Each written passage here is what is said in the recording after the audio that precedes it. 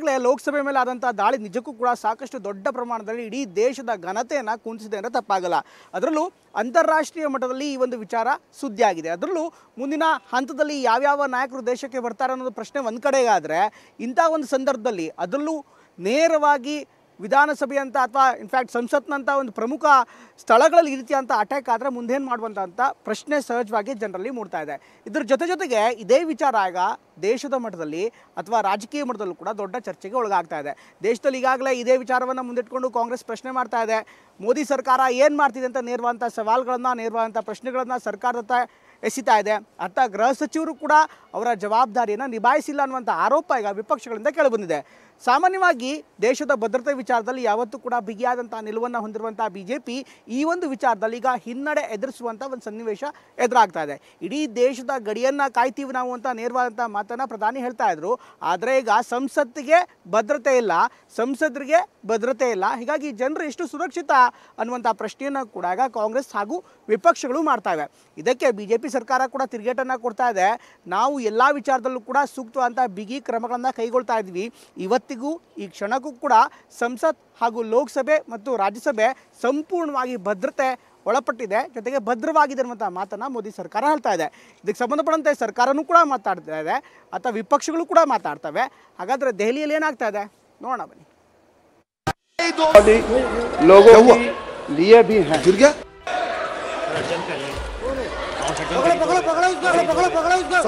2001ರಲ್ಲಿ ನಡೆದ parliament attack ದಿನವಾದ ನಿನ್ನೆಗೆ ದುಷ್ಕರ್ಮಿಗಳು ಲೋಕಸಭೆ ಕಲಾಪಕ್ಕೆ ನುಗ್ಗಿ ಭೀತಿ ಹುಟ್ಟಿಸಿದ್ರು. ಕರ್ನಾಟಕದ ಮನೋರಂಜನ್ ಹಾಗೂ ಸಾಗರ್ ಎನ್ನುವ ಇಬ್ಬರು ಕಲಾಪ ನಡೆಯುತ್ತಿದ್ದ ವೇಳೆಗೆ ಸದನದ ಬಾವಿಗಿಳಿದು ಆತಂಕ ಸೃಷ್ಟಿಸಿದ್ರು. ಇದೇ ವಿಚಾರ ಇವತ್ತು ಸದನದಲ್ಲಿ ದೊಡ್ಡ ಗದ್ದಲ, ಕೋಲಾಹಲ ಎಬ್ಬಿಸಿತ್ತು.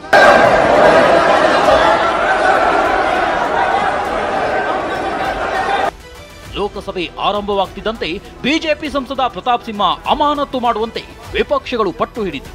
ಗದ್ದಲ ಕೋಲಾಹಲ ಜೋರಾಗ್ತಿದ್ದಂತೆ ರಕ್ಷಣಾ ಸಚಿವ ರಾಜನಾಥ್ ಸಿಂಗ್ ಎದ್ದು ನಿಂತು ನಿನ್ನೆ ನಡೆದ ಭದ್ರತಾ ಲೋಪವನ್ನ ಖಂಡಿಸಿದರು. ಘಟನೆ ಬಗ್ಗೆ ಸ್ಪೀಕರ್ ತನಿಖೆಗೆ ಆದೇಶಿಸಿದ್ರು. ಸಂಸತ್ನಲ್ಲಿ ವಿಪಕ್ಷಗಳು ಗದ್ದಲ ಮಾಡುವುದು ಸರಿಯಲ್ಲ ಅಂತ ಸಚಿವ ರಾಜನಾಥ್ ಸಿಂಗ್ ಹೇಳಿದ್ರು.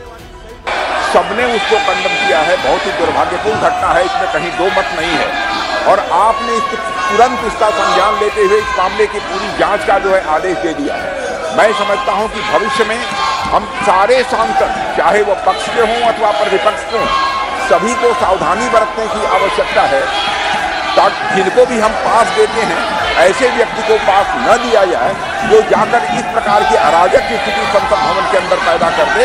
यह हम सभी को, केवल सत्ता पक्ष ही नहीं बल्कि दूसरे पक्ष के लोगों को भी यह सावधानी बरतने की जरूरत है।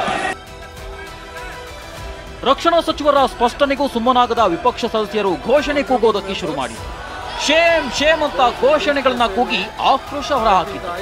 ಪ್ರಕರಣದ ಸಂಬಂಧ ಕೇಂದ್ರ ಗೃಹ ಸಚಿವ ಅಮಿತ್ ಶಾ ರಾಜೀನಾಮೆ ನೀಡಬೇಕಂತ ವಿಪಕ್ಷಗಳು ಪಟ್ಟು ಹಿಡಿದವು. ಅತ ಲೋಕಸಭೆ ಕಲಾಪದ ವೇಳೆ ಭಾರೀ ಭದ್ರತಾ ಲೋಪ ಪ್ರಕರಣ ಸಂಬಂಧ ಪ್ರಧಾನಮಂತ್ರಿ ನರೇಂದ್ರ ಮೋದಿ ನೇತೃತ್ವದಲ್ಲಿ ತುರ್ತು ಸಭೆ ನಡೆಸಿದ್ರು. ಮುಂದೆ ಕೈಗೊಳ್ಳಬೇಕಾದ ಕ್ರಮಗಳ ಬಗ್ಗೆ ಚರ್ಚೆ ನಡೆಸಿದ್ರು.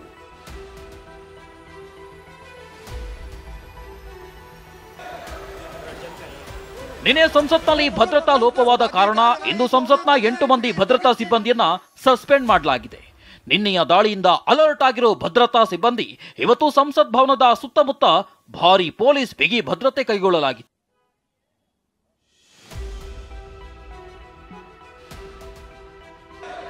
ಇಷ್ಟೆಲ್ಲದರ ನಡುವೆ ಲೋಕಸಭೆ ಕಲಾಪಕ್ಕೆ ನುಗ್ಗಿದವರಿಗೆ ಖಲಿಸ್ತಾನ್ ಉಗ್ರರು ಬೆಂಬಲಿಸಿದ್ದಾರೆ. ಕಾನೂನಿನ ನೆರವು ನೀಡೋದಾಗಿ ಉಗ್ರ ಬೆಂಬಲ ಘೋಷಿಸಿದ್ದಾರೆ. ಅಷ್ಟೇ ಅಲ್ಲ, ಕಾನೂನು ಬೆಂಬಲ ನೀಡಿದವರಿಗೆ 6 ಫಾರ್ ಜಸ್ಟಿಸ್ ಮುಖ್ಯಸ್ಥ ಗುರುಪತ್ವಂತ್ ಪನ್ನು 10 ಲಕ್ಷ ರೂಪಾಯಿ ನೀಡುವುದಾಗಿ ಘೋಷಣೆ ಮಾಡಿದ್ದಾರೆ. ಅರೆಸ್ಟ್ ಆಗಿರೋ ಮೊದಲ ಆರೋಪಿ ಸಾಗರ್ ಶರ್ಮಾ ಮೂಲತಃ ಉತ್ತರ ಪ್ರದೇಶದ ಲಕ್ನೋ ಬಳಿಯ ಆಲಂಬಾಗ್ ಗ್ರಾಮದವರು. ವೃತ್ತಿಯಲ್ಲಿ ರಿಕ್ಷಾ ಚಾಲಕನಾಗಿದ್ದಾನೆ. ಮತ್ತಿವನು ಮನೋರಂಜನ್ ಡಿ ಹಾಸನದ ಅರಕಲಗೂಡು ತಾಲೂಕಿನ ಮಲ್ಲಾಪುರ ಗ್ರಾಮದ ನಿವಾಸಿ. ಆದರೆ ಮೈಸೂರಿನ ಸೇಂಟ್ ಜೋಸೆಫ್ ಶಾಲೆಯಲ್ಲಿ ವಿದ್ಯಾಭ್ಯಾಸ ಮಾಡಿದ್ದಾನೆ. ಬೆಂಗಳೂರಿನ BIT ಕಾಲೇಜ್ನಲ್ಲಿ BE ಡ್ರಾಪ್ ಔಟ್ ಆಗಿದ್ದಾನೆ. ಮತ್ತು ಮೂರನೇ ಆರೋಪಿ ಅಮೋಲ್ ಮಹಾರಾಷ್ಟ್ರದ ಲಾತೂರ್ ಮೂಲದ ಅಮೋಲ್ ಶಿಂದೆ ಪೊಲೀಸ್ ಇಲಾಖೆ ಸೇರಲು ಪರೀಕ್ಷೆಗೆ ಸಿದ್ಧತೆ ನಡೆಸಿದ್ದ. 4ನೇ ಆರೋಪಿ ನೀಲಂ ಹರಿಯಾಣದ ಜಿಂದ್ ಜಿಲ್ಲೆಯ ನೀಲಂ ಉನ್ನತ ವ್ಯಾಸಂಗಕ್ಕಾಗಿ ಹಿಸಾರ್ನಲ್ಲಿ ನೆಲೆಸಿದ್ದು.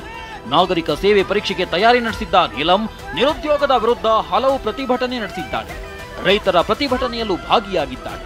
5ನೇ ಆರೋಪಿ ಹಾಗೂ ಸಂಸತ್ ಭವನದ ಬಳಿ ಪ್ರತಿಭಟನೆಯ master mind Lalit Jha colour smoke ಬಳಕೆ ಮಾಡುವುದನ್ನ ವಿಡಿಯೋ ಮಾಡಿದ್ದೇ ಇದೇ ಆರೋಪಿ. ದಾಳಿಯ ವಿಡಿಯೋವನ್ನ ಟ್ವೀಟ್ ಮಾಡಿ ಲಲಿತ್ ಝಾ ಎಸ್ಕೇಪ್ ಆಗಿದ್ದಾನೆ. ಇನ್ನು ಇದರಲ್ಲಿ ಇನ್ನೊಬ್ಬ ಇದ್ದಾನೆ.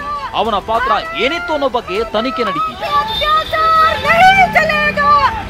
ಈ 6 ಮಂದಿ ಆರೋಪಿಗಳು ಫೇಸ್ಬುಕ್ ನಲ್ಲಿ ಭಗತ್ ಸಿಂಗ್ ಫ್ಯಾನ್ ಕ್ಲಬ್ ಸದಸ್ಯರು. ಇನ್ನು ಇದೇ ಆರೋಪಿಗಳು 1.5 ವರ್ಷದ ಹಿಂದೆ ಮೈಸೂರಿನಲ್ಲಿ ಭೇಟಿಯಾಗಿದ್ದರು. ಪಕ್ಕಾ ಪ್ಲಾನ್ ಮಾಡಿಯೇ ಸಂಸತ್ ಎಂಟ್ರಿಗೆ ಸ್ಕೆಚ್ ಹಾಕಿದ್ರು. ಅದರಂತೆ ಡಿಸೆಂಬರ್ 10ಕ್ಕೆ ಒಬ್ಬೊಬ್ಬರಾಗಿ ದೆಹಲಿಗೆ ಆಗಮಿಸುತ್ತಾರೆ. ಗುರುಗ್ರಾಮ್ನಲ್ಲಿರೋ ವಿಕ್ಕಿ ಬೃಂದಾ ಮನೆಯಲ್ಲಿ ವಾಸ್ತವ್ಯ ಹೂಡಿದ್ರು. ಡಿಸೆಂಬರ್ 13ರ ಬೆಳಗ್ಗೆ 9 ಗಂಟೆಗೆ ಸಂಸತ್ ಎಂಟ್ರಿಗೆ ಸಾಗರ್ ಶರ್ಮಾ ಸಂಸದ ಪ್ರತಾಪ್ ಸಿಂಹ ಅವರ ಬಳಿ ಪಾಸ್ ಪಡೆದಿದ್ದಾನೆ. ಪಾಸ್ ಮೂಲಕ ಸಾಗರ್ ಶರ್ಮಾ ಮತ್ತು ಮನೋರಂಜನ್ ಸಂಸತ್ ಪ್ರವೇಶಿಸಿದ್ದಾರೆ. ಸಂಸತ್ ಹೊರಗೆ ಅಮೋಲ್ ಮತ್ತು ನೀಲಂ ಪ್ರತಿಭಟಿಸುತ್ತಿದ್ದರು.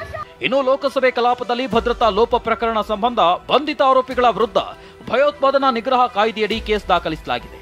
ಹಾಗೆಯೇ ದೆಹಲಿ ಪೊಲೀಸ್ ಇಲಾಖೆಯಿಂದ ಮಾಹಿತಿ ಪಡೆದು ಎಟಿಸಿ ತನಿಖೆ ನಡೆಯುತ್ತಿದೆ. ಇನ್ನು ಬಂಧಿತ 5 ಆರೋಪಿಗಳನ್ನ ದೆಹಲಿ ಪೊಲೀಸರು ಪ್ರಾಥಮಿಕ ತನಿಖೆ ನಡೆಸಿದ್ರು. ತನಿಖೆ ವೇಳೆ ತಾವು ಸಂಸತ್ ಭವನಕ್ಕೆ ನುಗ್ಗಿದ್ದು ಯಾಕೆ ಅನ್ನೋದನ್ನ ಪೊಲೀಸರ ಮುಂದೆ ಬಾಯ್ಬಿಟ್ಟಿದ್ದಾರೆ ಎನ್ನಲಾಗ್ತಿದೆ. ಅದೇನೇ ಹೇಳಿ, ಲೋಕಸಭೆ ಕಲಾಪದ ವೇಳೆ ನಡೆದ ಭದ್ರತಾ ಲೋಪಕ್ಕೆ ಕರ್ನಾಟಕದ ನಂಟಿದೆ ಅನ್ನೋದು ಆತಂಕ ಮೂಡಿದೆ. ತನಿಖೆಯ ನಂತರವಷ್ಟೇ ಸ್ಪಷ್ಟ ಚಿತ್ರಣ ಗೊತ್ತಾಗಲಿದೆ. Bureau report, TV9.